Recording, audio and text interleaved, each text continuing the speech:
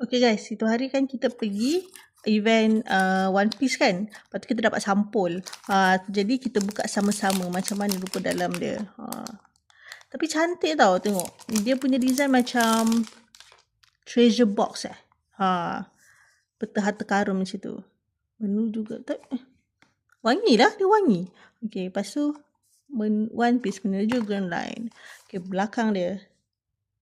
Nice, ada ketupat, ada berita sini. Pengembaraan bermula raya ini.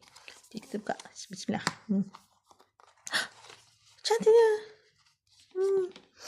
Okay. Tengok satu. Oh, dia ada beberapa design. Okay. First, 1, 2, 3, 4, 5, 6. Ada 6 keping. Kemudian, okay, kita letak kat sini. Lepas tu, design first, ikan paus dengan going merry. Pasti puas mengembara raya ini. Okay. Sambutan raya macam si pengembara. Tengok Straw Hat Crew tengah mengembara ni apa cactus. Okay. Ini belakang. Belakang bukan. Okay, tak apa. Kita letak sebelah. Lepas tu ni. Dekat lurah ni. Tak kira apa dugaan sekalipun. Raya tetap raya cik. Boleh lah. Okay. Tapi nice. Okay, tapi tadi perasan satu benda. Dia punya belakang pun.